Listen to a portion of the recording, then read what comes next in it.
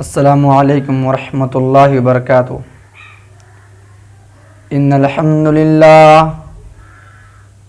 للہ نحمده ونستعینه ونستغفره ونؤمن به ونتوکل علیہ ونعوذ باللہ من شرور انفسنا ومن سیئات اعمالنا من يهده الله فلا مضل له ومن يضلله فلا هادي له وأشهد أن لا إله إلا الله وحده لا شريك له وأشهد أن محمدا عبده ورسوله أما بعد فإن خير الحديث كتاب الله وخير الهدي هدي محمد صلى الله عليه وسلم وشر الأمور محدثاتها وكل محدثة بدعة وكل بدعة ضلالة وكل ضلالة في النار۔ أعوذ بالله السميع العليم من الشيطان الرجيم، بسم اللہ الرحمن الرحیم۔ یا ایہا الناس اتقوا ربکم ان زلزلۃ الساعۃ شیء عظیم یوم ترونها تذہل کل مرضعۃ عما ارضعت وتضع کل ذات حمل حملها وَتَرَى النَّاسَ سُكَارَىٰ وَمَا هُمْ بِسُكَارَىٰ وَلَٰكِنَّ عَذَابَ اللَّهِ شَدِيدٌ۔ محترم ناظرین کرام، آج کے اس نشست میں میرا موضوع ہے فکر آخرت، آخرت کی فکر، آخرت کی سوچ۔ انسان دنیا کے اندر جو زندگی گزارتا ہے وہ زندگی ایک عارضی زندگی ہے، یہ زندگی ایک وقتی زندگی ہے۔ جب اس کا وقت پورا ہو جائے گا تو یہ زندگی ختم ہو جائے گی۔ اصل زندگی آخرت کی زندگی ہے، ہمیشگی اور دائمی کی زندگی جو ہے آخرت کی زندگی ہے۔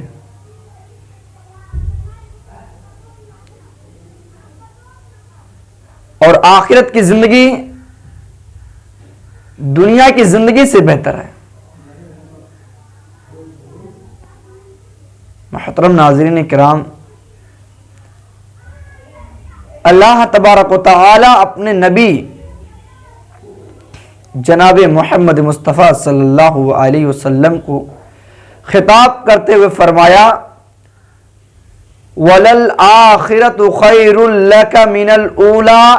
اے نبی پاک صلی اللہ علیہ وسلم، آپ کے لیے آخرت کی زندگی دنیا کی زندگی سے بہتر ہے۔ میرے بھائیو ذرا غور کیجئے، اللہ رب العالمین اپنے نبی کو خطاب کیا کہ اے نبی صلی اللہ علیہ وسلم، آپ کے لیے وَلَلْآخِرَةُ خَيْرٌ لَكَ مِنَ الْأُولَىٰ، آخرت کی زندگی دنیا کی زندگی سے بہتر ہے۔ میرے بھائیو، اس دنیا کی حقیقت کیا ہے؟ اس دنیا کی اصلیت کیا ہے؟ اس دنیا کی مثال اللہ کے نبی صلی اللہ علیہ وسلم نے اس طرح بھی بیان کی ہے کہ جس طرح ایک سمندر میں سوئی ڈالا جائے، پھر اس سوئی کو نکالیں، اب اس سوئی سے ٹپکنے والا پانی ایک قطرہ یا دو قطرہ جو ٹپکتا ہے، وہی یہ دنیا کی زندگی کی حیثیت ہے۔ میرے بھائیو، اس دنیا کی کوئی حیثیت نہیں ہے، یہ دنیا تو عارضی وقتی دنیا ہے، یہ زندگی وقتی زندگی ہے، اصل زندگی تو آخرت کی زندگی ہے۔ میرے بھائیوں، حضرت عمر فاروق رضی اللہ تعالی عنہ ایک مرتبہ اللہ کے نبی صلی اللہ علیہ وسلم سے کہنے لگے، اے اللہ کے نبی، یہود و نصارہ نرم گرم بستر پر سوتے ہیں، آرام کرتے ہیں، اور میرا نبی نبی ہو کر، میرا آقا نبی ہو کر اور ایک کھجور کے پتے پر سوئے، چٹائی پر سوئے۔ اس وقت اللہ کے نبی صلی اللہ علیہ وسلم نے حضرت عمر فاروق رضی اللہ تعالی عنہ کو ڈانٹتے ہوئے کہا، اے عمر، لہم فی الدنیا ولنا فی الآخرہ، اے عمر، یہود و نصارہ کافروں کے لیے تو دنیا کے لیے اندر یہ سب ساری چیزیں ہیں، ولنا فی الآخرہ، اور ہمارے لیے تو آخرت میں یہ سب چیزیں ہیں۔ ذرا غور کیجئے میرے بھائیوں، آخرت کی کتنی فکر ہے، اور اسی بستر کے تعلق سے، اسی چٹائی کے تعلق سے حضرت عائشہ بیان کرتی ہیں کہ میں نے اللہ کے نبی صلی اللہ علیہ وسلم کی روز آنا بستر چٹائی بچھایا کرتی تھی، لیکن ایک دن جب میں بستر بچھانے چلی، اس کھجور کے پتے کو بچھانے چلی، تو میں نے سوچا کہ لاؤ اس بستر پر میں بھی کچھ آرام کروں، لیٹ جاؤں۔ حضرت عائشہ بیان کرتی ہیں کہ جب میں اس چٹائی کو بچھا کر لیٹی تو وہ چٹائی کر رہا تھا، اس چٹائی کی وجہ سے میرے پیٹھ پر نشان پڑ گئے تھے۔ میں نے سوچا اللہ کے نبی کو بہت تکلیف ہوتی ہوگی، میں نے اس رات اللہ کے نبی کے اس بستر کو، اس چٹائی کو ڈبل کر دیا۔ جب اللہ کے نبی صلی اللہ علیہ وسلم اس بستر پر لیٹے سوئے تو نیند آ گئی، اور اللہ کے نبی صلی اللہ علیہ وسلم کی نیند فجر کی اذان ہوتی ہے تب کھلتی ہے، یعنی اللہ کے نبی فجر کی نماز میں ان کی نیند کھلتی ہے، نماز سے فارغ ہوتے ہیں، حجر عائشہ میں داخل ہوتے ہیں، حجر عائشہ میں داخل ہوتے ہیں اور حضرت عائشہ سے کہتے ہیں، اے عائشہ، تو نے آج کون سی بستر بچھائی تھی؟ آج تو نے کون سا بستر بچھائی تھی؟ حضرت عائشہ فرماتی ہیں، او میرے آقا، بستر کوئی اور نہ تھا، بستر تو وہی تھا۔ او میرے آقا، بس فرق اتنا تھا کہ آج میں نے بستر کو، اس چٹائی کو ڈبل کر دیا تھا۔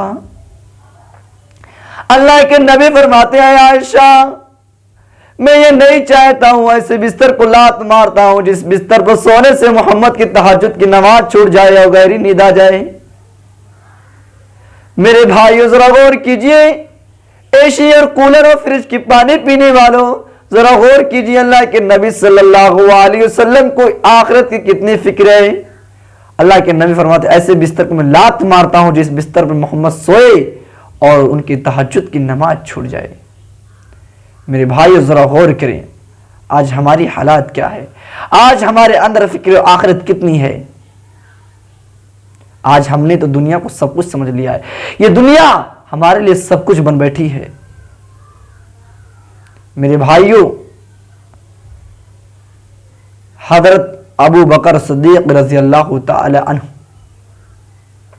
کا ایک غلام روز آنا کما کر لاتا اور اپنے مالک کو کھلاتا تھا، اور حدیث کے مطابق غلام کو کما کر لانا، غلام کا کما کر لانا اور اپنے مالک کو کھلانا جائز ہے۔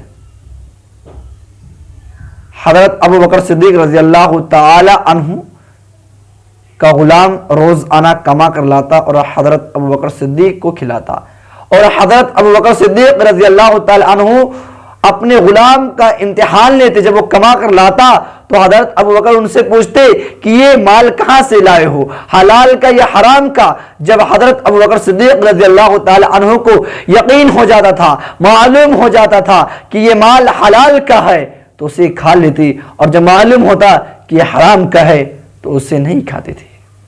جب معلوم ہوتا کہ یہ مال ناجائز ہے تو حضرت ابو بکر صدیق رضی اللہ تعالی عنہ اس مال کو نہیں چھوتے تھے۔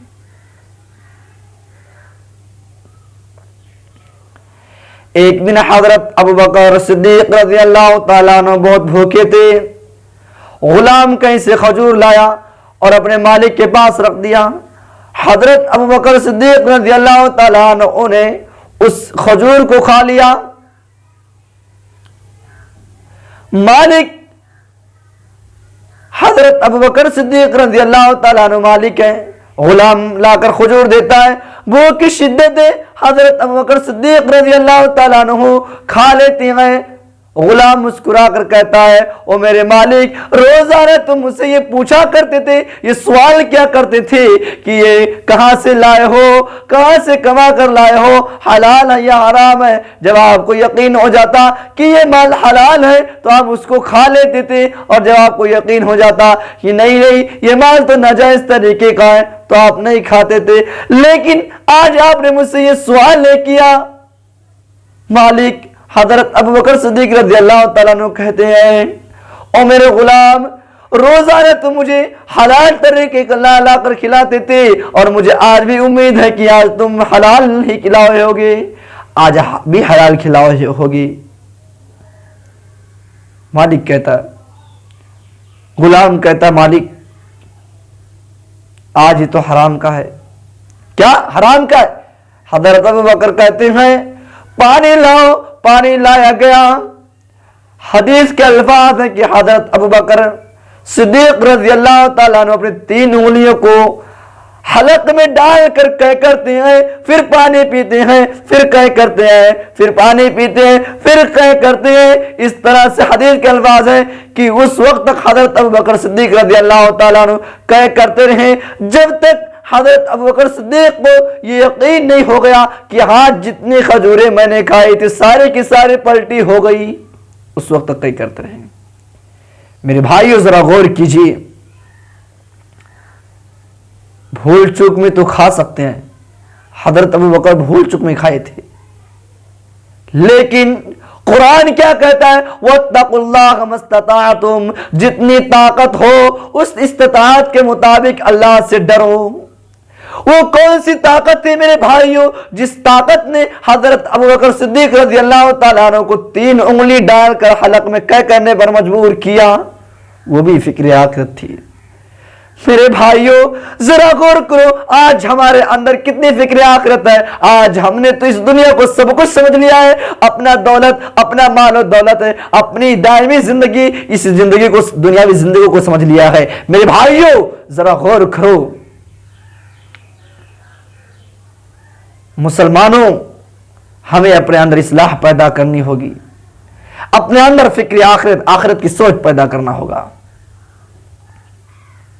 امام بخاری شریف کے اندر کی واقعہ نقل کرتے ہیں کہ نبی اکرم صلی اللہ علیہ وسلم نے فرمایا کہ قوم بنی اسرائیل میں ایک آدمی تھا جو بہت ہی بڑا گنہگار تھا، پاپی تھا، ظالم تھا۔ وہ ظالم کبھی دنیا کے اندر کوئی نیک عمل نہیں کیا تھا، لیکن جب اس کے مرنے کا وقت آیا، جب اس کی وفات کا وقت آیا تو اس نے اپنے سارے بچوں کو ایک جگہ جمع کیا، اکٹھا کیا، اور ان کو ایک وصیت دیتا ہے۔ کہتا ہے اے میرے بیٹوں، اے میری اولاد، تم لوگ جانتے ہو کہ میں دنیا کا سب سے بڑا پاپی انسان ہوں، میں کتنا گنہگار ہوں، کتنا ظالم ہوں، اور میرا رب اتنا بڑا عذاب دے گا مرنے کے بعد کہ وہ عذاب کسی اور کو نہیں دیا ہوگا۔ آئے میرے بیٹو، میں تم کو یہ وصیت کرتا ہوں کہ جب میں مر جاؤں، جب میرا انتقال ہو جائے، جب میرا روح قبض ہو جائے تو تم میری لاش کو جلا کر راکھ کر دینا، تم میرے جسم کے باڈی کو، میرے جسم کے باڈی کے پارٹس کو، ایک ایک ہڈی کو جلا کر راکھ کر دینا، اور سنو اس راکھ کو کسی ایک جگہ دفن نہ کرنا، کچھ راکھ کو ہوا میں اڑا دینا، سمندر میں پھینک دینا، ادھر ادھر لے جا کر بکھیر دینا، لیکن ایک جگہ دفن نہ کرنا۔ میرے بھائیو ذرا سوچئے اس آدمی کے اندر اللہ کے عذاب کا کتنا ڈر پیدا ہو رہا ہے۔ اللہ کے نبی فرماتے ہیں کہ جب وہ آدمی مر گیا، وقت متعینہ پر مر گیا، تو اس کی اولاد نے ایسے ہی کیا۔ اللہ کے نبی فرماتے ہیں کہ اللہ تبارک و تعالیٰ نے اس آدمی کے اعضاء کو ایک اعضاء کو ایک جگہ جمع ہونے کا حکم دیا، اور اللہ کے حکم سے وہ سارے اعضاء اکٹھا ہو گئے۔ اللہ نے اس آدمی کو زندہ کیا اور اس سے پوچھا، سوال کیا کہ اے بندہ تو نے اپنے اولاد سے وصیت کیوں کی تھی کہ میرے باڈی کی پارٹس کو جلا کر راکھ کر دینا، خاک کر دینا اور ہواؤں میں بکھر دینا، ہواؤں میں پھینک دینا، اڑا دینا، سمندر میں پھینک دینا، اے میرے بندے تو نے ایسا کیوں کیا؟ بندہ جواب دیتا ہے کہ اللہ میں یہ کام خوف الہی تیرے ڈر کی وجہ سے کیا تھا، اللہ میں تیرے عذاب کی وجہ سے کیا تھا، اے اللہ مجھے تیرے عذاب کا ڈر میرے دل میں پیدا ہو گیا، اس لیے میں نے اپنے بیٹوں کو وصیت کی، اور مجھے یقین تھا کہ تو نے اپنے بندوں سے وعدہ کیا ہے، اپنے بندوں کو دوبارہ زندہ کرنے کا وعدہ کیا ہے، اور اگر تو نے دوبارہ زندہ کر دیتا تو مجھے تیرے عذاب کا ایسا معلوم ہوتا کہ میں نے عذاب دنیا کے اندر وہ چکھا نہیں۔ اللہ میں نے تیرے عذاب کی وجہ سے، خوف الہی کی وجہ سے اپنے بیٹوں سے یہ کہا۔ اللہ کے نبی فرماتے ہیں کہ اللہ تبارک و تعالیٰ نے فرشتوں کو حکم دیا، آئے میرے فرشتوں اس آدمی کو جنت میں لے جاؤ، اس بندے نے سچ کہا، میرے عذاب کے ڈر کی وجہ سے اس نے ایسا کیا۔ ذرا غور کیجئے میرے بھائیوں، وہ کون سی طاقت ہے، وہ کون سا جذبہ تھا کہ اس آدمی نے اپنے جان کو جلا کر ختم کرنے کی وصیت دے دی۔ میرے بھائیوں وہ فکر آخرت تھی۔ آج ہم بھی وہی چیز پیدا کر لیں، آج وہی فکر آخرت ہمارے اندر پیدا ہو جائے تو آج جو بڑے بڑے گناہ ہو رہے ہیں، آج یہ زناکاریاں، یہ چوری ڈکیتی اور شراب جوئے تاش، یہ سارے جو بڑے بڑے گناہ ہو رہے ہیں، یہ سارے کے سارے گناہ ختم ہو جائیں گے، لیکن شرط ہے کہ ہمارے اندر فکر آخرت پیدا ہو جائے۔ میرے بھائیوں ایک واقعہ، بڑا دلچسپ واقعہ ہے۔ ایک مرتبہ ابو ہریرہ رضی اللہ تعالی عنہ مکہ سے مدینہ تشریف لے جا رہے ہیں، اور مدینہ کے لوگ ایک جگہ جمع ہیں، دیکھ رہے ہیں کہ آج ابو ہریرہ مکہ سے مدینہ آ رہے ہیں۔ لوگوں نے کہا، اے ابو ہریرہ آج آپ ہمیں ایک ایسی حدیث سنا دیجئے جو حدیث آپ نے ڈائریکٹ جناب محمد مصطفیٰ صلی اللہ علیہ وسلم سے سنی ہو۔ ابو ہریرہ فرماتے ہیں، اے لوگو تم ایک حدیث سننا چاہتے ہو جس حدیث کو میں نے ڈائریکٹ اللہ کے نبی سے سنی ہو، سنو۔ اتنا کہتے ہیں اور ایک زوردار چیخ مارتے ہیں اور زمین پر بے ہوش گر جاتے ہیں۔ لوگوں نے حضرت ابو ہریرہ کے جسم پر پانی چھڑکا، ہوش آیا۔ پھر ابو ہریرہ فرماتے ہیں، ہاں لوگوں آپ ایک حدیث سننا چاہتے ہو، وہ حدیث جس حدیث کو میں نے ڈائریکٹ جناب محمد سے سنی ہو صلی اللہ علیہ وسلم۔ اتنے الفاظ پر پہنچتے ہیں، پھر ایک چیخ مارتے ہیں، پھر بے ہوش گر جاتے ہیں۔ لوگوں نے ان کو ہوش میں لایا۔ ابو ہریرہ فرماتے ہیں، ہاں لوگوں میں آپ کو ایک حدیث سنانے جاتا تھا۔ ہاں وہ ابو ہریرہ فرماتے ہیں، اے لوگوں آپ ایک حدیث سننا چاہتے ہو؟ لوگوں نے کہا، اے ابو ہریرہ رہن دو، آج آپ کی طبیعت خراب دکھ رہی ہے، اے ابو ہریرہ آپ کی طبیعت کچھ خراب ہے، رہن دو کسی اور دن سن لیں گے۔ ابو ہریرہ فرماتے ہیں کہ اے لوگوں وہ حدیث جس حدیث کو میں نے ڈائریکٹ جناب محمد مصطفیٰ صلی اللہ علیہ وسلم سنی ہے، سنو۔ اللہ کے نبی نے فرمایا 3 لوگ سب سے پہلے جہنم میں جائیں گے۔ کیا؟ 3 لوگ سب سے پہلے جہنم میں جائیں گے۔ اللہ تبارک و تعالیٰ 3 لوگوں کو جہنم میں سب سے پہلے ڈالے گا۔ 3 لوگوں سے جہنم بھڑکائی جائے گی، 3 لوگوں سے جہنم سلگائی جائے گی۔ کون لوگ ہوں گے؟ ابو ہریرہ فرماتے ہیں کہ شہید، اللہ کے راہ میں شہید ہونے والا، اللہ کے راہ میں جہاد کرنے والا شخص پہلے جہنم میں جائے گا۔ دوسرا امیر، دولت مند جس کے پاس اللہ نے دولت دی ہو اور اس نے اپنے دولت کو زیادہ سے زیادہ صدقہ و خیرات میں خرچ کیا ہو، وہ آدمی جہنم میں پہلے جائے گا۔ اور تیسرا عالم قرآن، عالم حدیث۔ ابو ہریرہ فرماتے ہیں لوگوں وہ آدمی جو اللہ کے راہ میں شہید ہوا ہوگا، اللہ کے راہ میں جہاد کیا ہوگا، اللہ کے راہ میں لڑ لڑ کر ہزاروں کافروں کو مارا ہوگا، اپنے تلوار کو اپنی گردن پر چلوایا ہوگا، اپنی جانیں قربان کر دی ہوں گی، اللہ کے راہ میں جنگ تو لڑا ہوگا، لیکن خوف الہی کے لیے نہیں، اللہ کے خوف کے لیے نہیں، بلکہ रियाकारी के लिए, दिखावे के लिए, ताकि दुनिया के लोग उसे बहादुर कहे, ताकि दुनिया के लोग उसे बलवीर कहे, ताकि दुनिया के लोग उसे तीरंदाज कहे। इसलिए उसने जंग की थी ताकि दुनिया में उसका नाम और शोहरत बढ़ जाए कि फला आदमी बड़ा पहलवान था। वो आदमी जहन्नम में जाएगा पहले। और दूसरा वो दौलतमंद, जिससे अल्लाह तबारक व तआला ने दौलत से नवाजा, माल और दौलत दी, और वो अपनी दौलत को अल्लाह के राह में खर्च किया, लेकिन उसके अंदर रियाकारी थी। अगर उसका पड़ोसी अब अल्लाह के राह में 500 खर्च करता है तो वो दिखाकर 1000 खर्च करता था, ऐसा शख्स जहन्नम में पहले जाएगा।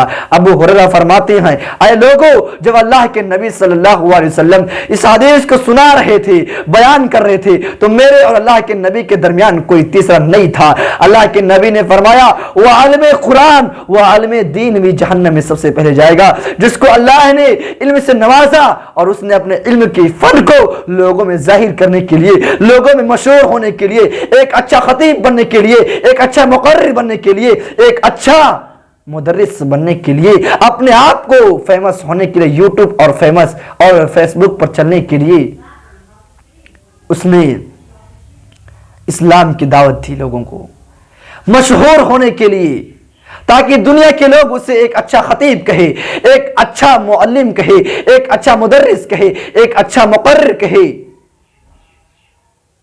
इसलिए उसने अपने दीन को फैलाया। इसलिए नहीं फैलाया कि ताकि उसके बातों से लोगों को इस्लाह पैदा हो जाए, ताकि लोग उसकी बातों पर यकीन करें, उसके बातों पर अमल करें और नेक सालिह बन जाए। इसलिए उसने दीन को नहीं फैलाया, बल्कि उसने मशहूर होने के लिए, मुकर्रिर बनने के लिए, खतीब बनने के लिए उसने ये काम किया। अबू हुरैरा फरमाते हैं, ऐ लोगों, मैं जो बार बार बेहोश हो रहा हूं इसलिए कि तुम में सबसे ज्यादा अल्लाह के नबी से सवाल और जवाब करने वाला हदीस के मुतालिक मैं हूं। ऐ लोगों, मैं अल्लाह के नबी से बहुत ज्यादा सवाल करता हूं हदीस के बारे में, और तुम्हें सबसे ज्यादा हदीस को सुनाने वाला मैं हूं। मुझे इस बात का डर है कहीं ऐसा ना हो कयामत के दिन अल्लाह मुझे उस सफ में लाकर खड़ा कर दे, उस लाइन में खड़ा कर दे जिस लाइन में लोग दिखावे वाले हों, रियाकारी वाले हों, उस रियाकारियों में मेरा नाम भी आ जाए। ऐ लोगों, मैं इस बात से डरता हूं कि अल्लाह मेरे अंदर भी तकब्बुर ना पैदा कर दे, रियाकारी ना पैदा कर दे, दिखावा ना पैदा कर दे। ओ मेरे भाइयों, उलमा इकराम इस बात पर गौर करें, वो कौन सी ताकत थी, वो कौन सा जज्बा था जो अबू हुरैरा को बार बार बेहोश करने पर मजबूर कर रही है? फिक्र आखिरत थी, वो भी फिक्र आखिरत थी। मेरे भाइयों, जरा गौर करो, फिक्र आखिरत अबू हुरैरा जैसा पैदा करो। हम तसव्वुर नहीं कर सकते हैं कि अबू हुरैरा के अंदर घमंड, तकब्बुर और रियाकारी पैदा हो सकती है, लेकिन मेरे भाइयों ये जज्बा था, ये सोच थी, कहीं ऐसा ना हो कि अल्लाह हमें कयामत के दिन उन लोगों के साथ खड़ा कर दे जो लोग रियाकारी करते हैं, दिखावा करते हैं। मेरे भाइयों, हमें अपने अंदर फिक्र आखिरत पैदा करनी चाहिए।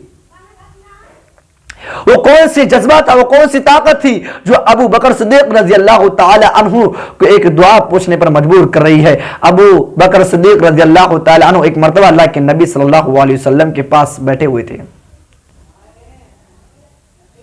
उदास बैठे हुए हैं।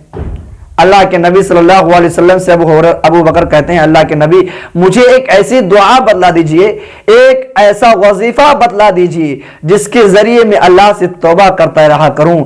अल्लाह के नबी, मुझे एक ऐसा वजीफा, एक ऐसा दुआ बतला दीजिए जिसके जरिए मैं अल्लाह से तौबा कर लूं। मेरे भाइयों, क्या हम अंदाजा लगा सकते हैं अबू बकर गुनहगार हो सकते हैं? जिस सहाबा को सहाबा में सबसे अफजीलियत मिली हो, जिस सहाबा का नाम आशरे मुबशरा में सबसे पहले अल्लाह के नबी ने गिनाया हो, क्या हम उसके बारे में ऐसा गुमान रख सकते हैं? लेकिन नहीं मेरे भाइयों, अबू बकर सिद्दीक रज़ी अल्लाह ताला अन्हु क्या कहते हैं, अल्लाह के नबी एक ऐसा वजीफा बतलाइए जिसके जरिए में अल्लाह से दुआ करते रहा करूं, तौबा करूं। और अल्लाह के नबी भी ये नहीं कह रहे हैं कि अबू बकर तुम तो जन्नती हो, तुम तो जन्नती हो, तुम्हें तो जन्नत की सर्टिफिकेट मिल चुकी है। अरे अबू बकर, तुम्हें तो आशरे मुबशरा में नाम मिल चुका है, तुम्हें दुआ की क्या जरूरत है? اب اللہ کے نبی یہ جواب نہیں دے رہے ہیں. اللہ کے نبی فرماتے ہیں ابو بکر صدیق تم اللہ سے یہ دعا پڑھتے رہا کرو, اللہم انی ظلمت نفسی ظلما کثیرا ولا یغفر الذنوب الا انت فاغفر لی مغفرۃ من عندک وارحمنی انک انت الغفور الرحیم. اے ابو بکر اس دعا کو پڑھتے رہا کرو, اللہ سے اس دعا کے ذریعے معافی مانگتے رہا کرو, اللہم انی ظلمت نفسی ظلما کثیرا, اے میرے پروردگار میں نے اپنے آپ پر اپنے نفس میں ظلم و زیادتی کی ہے, وَلَا يَغْفِرُ الذُّنُوبَ إِلَّا أَنْتَ, اور تیرے سوا میرے گناہ کو کوئی معاف نہیں کر سکتا ہے, فَاغْفِرْ لِي مَغْفِرَةً مِّنْ عِندِكَ وَارْحَمْنِی, اور تو مجھے اپنے رحم و کرم سے معاف کر دے, انہو. میرے بھائیو, انک انت الغفور الرحیم, بے شک اللہ رب العالمین بڑا معاف کرنے والا ہے, غفور الرحیم ہے. وہ کون سا جذبہ تھا میرے بھائیو جو حضرت ابو بکر کو بار بار ایک دعا پوچھنے پر مجبور کر رہی ہے, فکر آخرت. میرے بھائی دنیا کی حقیقت کیا ہے, اس دنیا کے پیچھے جو ہم اور آپ پڑے ہوئے ہیں, اس دنیا کی حقیقت کیا ہے میرے بھائی؟ قیامت کے اس منظر کو یاد کرو. اللہ تبارک و تعالی قرآن مجید کے اندر ارشاد فرماتا ہے, یا ایھا الناس اتقوا ربکم, اے لوگو اللہ رب العالمین سے ڈرو, ان زلزلۃ الساعۃ شیء عظیم, اور قیامت کے اس زلزلے کو, یقیناً قیامت کا وہ زلزلہ بہت ہی بھیانک ہوگا, بہت ہی بھیانک چیز ہے. یوم ترونہا, جس دن تذہل, تم اپنے نظروں سے دیکھ لو گے, کل مرضعۃ عما ارضعت, ہر دودھ پلانے والی عورتیں اپنے دودھ پلاتے ہوئے بچے کو بھول جائیں گی. میری مائیں بھی غور کریں, آج دنیا کے اندر جب بچے کو تھوڑا سا تکلیف ہو جاتا ہے تو ماں کتنی تڑپتی ہے, ساری کی ساری تکلیفیں, ساری کی ساری پریشانیاں برداشت کرتی ہے, لیکن اسی ماں کے بارے میں کہا جاتا ہے کہ وہ ماں قیامت کے اس منظر کو جب دیکھے گی تو کیا ہوگا, دودھ پلانے والی ماں بھی اپنے دودھ پلاتے ہوئے بچے کو بھول جائے گی. وَتَضَعُ كُلُّ ذَاتِ حَمْلٍ حَمْلَهَا, اور حمل والی عورتیں اپنے حمل کو گرا دیں گی. وَتَرَى النَّاسَ سُكَارَىٰ, اور یہ نشے کا حالت ہوگا. وَمَا هُمْ بِسُكَارَىٰ, یہ حقیقت کا نشہ نہیں ہوگا, بلکہ وَلَكِنَّ عَذَابَ اللَّهِ شَدِيدٌ, لیکن یہ اللہ رب العالمین کی عذاب کی سختی ہوگی. میرے بھائیو یہ جو ہوگا یہ اللہ کی عذاب کی سختی ہوگی. آج ہم اس دنیا کو سب کچھ سمجھتے ہیں, لیکن اس آخرت کے بارے میں کبھی ہم نے سوچا؟ جس دنیا کی کوئی حقیقت نہیں ہے, آج ہم نے اس کو سب کچھ سمجھ بیٹھا ہے. اللہ کیا فرماتا ہے, وَمَا هَذِهِ الْحَيَاةُ الدُّنْيَا إِلَّا لَهْوٌ وَلَعِبٌ وَإِنَّ الدَّارَ الْآخِرَةَ لَهِيَ الْحَيَوَانُ. اے میرے بندو, یہ دنیا کی زندگی یہ کھیلو کود کی زندگی ہے, یہ دنیا کی زندگی ایک تماشا ہے, یہ دنیا کی زندگی رنگین زندگی ہے, اصل زندگی تو آخرت کی زندگی ہے. میرے بھائیو ذرا غور کرو, اللہ نے کہا کہ اصل زندگی یہ آخرت کی زندگی ہے. میرے بھائیو ہمیں اپنے اندر آخرت کی زندگی کا جذبہ پیدا کرنا ہوگا اور اس کے لیے تیاریاں کرنی ہوگی. میرے بھائیو ایک مرتبہ اللہ کے نبی صلی اللہ علیہ وسلم کے پاس ایک صحابی, وہی فوراً اسلام لائے اور لانے کے بعد اللہ کی عبادت میں لگ گئے.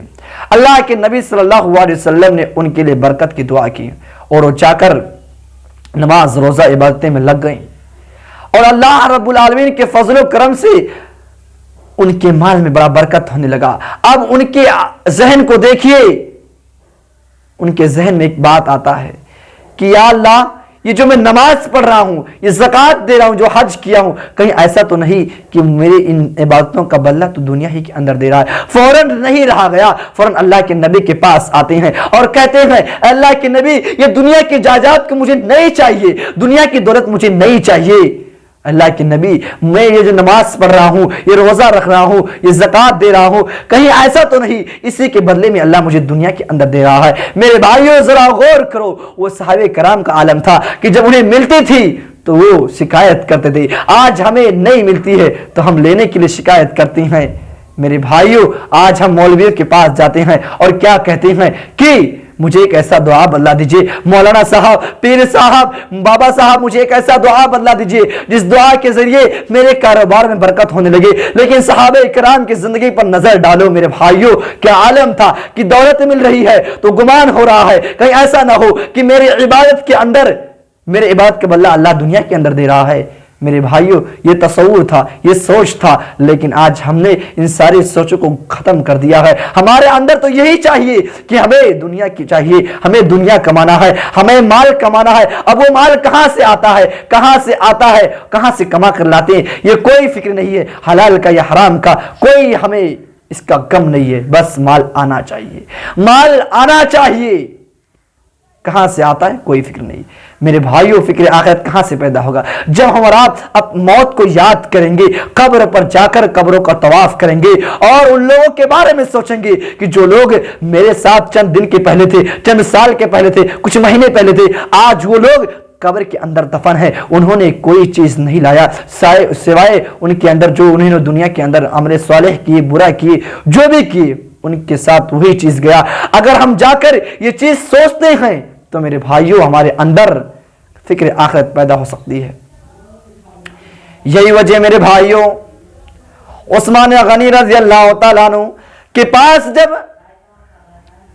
جہنم کے عذاب کا تذکرہ کیا جاتا تھا تو انہیں کوئی فرق نہیں پڑتا تھا۔ جب ان کے پاس جہنم کی تذکرہ کیا جاتا تھا، جہنم کے عذاب کا بیان کیا جاتا تھا تو ان کو کوئی تکلیف نہیں ہوتی تھی، کوئی فکر نہیں ہوتی تھی۔ لیکن جب ان کے پاس قبر کے عذاب کا تذکرہ ہوتا، جب ان کے پاس قبر کے بارے میں بتایا جاتا تو وہ رونے لگتے، زار و قطار ان کی آنکھوں سے آنسو گرنے لگتے تھے۔ لوگوں نے پوچھا، اے عثمان غنی، اے عثمان غنی، کون سی چیز ہے جب آپ کے پاس جہنم کے عذاب کا تذکرہ کیا جاتا ہے تو آپ کو کوئی فرق نہیں پڑتا ہے، کوئی تکلیف نہیں ہوتی ہے، لیکن جب آپ کے پاس قبر کے عذاب کا بارے میں بتایا جاتا ہے، جب آپ کے پاس قبر کا تذکرہ کیا جاتا ہے، قبر کے عذاب کے بارے میں بتایا جاتا ہے تو آپ زار و قطار رونے لگتے ہیں۔ وجہ کیا ہے؟ عثمان غنی فرماتے ہیں، اے لوگو، کیا تمہیں معلوم نہیں کہ قبر کا عذاب بڑا سخت ہے؟ قبر کا منزل سب سے پہلا منزل ہے، جس شخص نے اس منزل میں کامیاب ہو گیا وہ ساری منزل میں کامیاب ہو جائے گا۔ اس لیے میرے بھائیوں، ہمیں موت کو یاد کرنا چاہیے، قبر کے عذاب کے بارے میں سوچنا چاہیے۔ اگر ہم قبر کے بارے میں سوچتے ہیں تو ہمارے اندر فکر آخرت پیدا ہوگی۔ میرے بھائیوں، ہمارے اور آپ کے اندر اصلاح کی ضرورت ہے، اور یہ فکر آخرت، یہی فکر آخرت ہمیں اور آپ کو اللہ کے عذاب سے بچا سکتی ہے۔ اللہ رب العالمین سے آخر میں دعا ہے کہ اے مولا کریم، تمام لوگوں کے اندر فکر آخرت پیدا کر دے۔ اے مولا کریم، ہم تمام لوگوں کے ذہن سے جو یہ بات ہمارے ذہن کے اندر ہے کہ دنیا کو سب کچھ ہم سمجھ بیٹھے ہیں، اللہ اس چیز کو ختم کر دے۔ آمین۔ وآخر دعانا ان الحمد للہ رب العالمین۔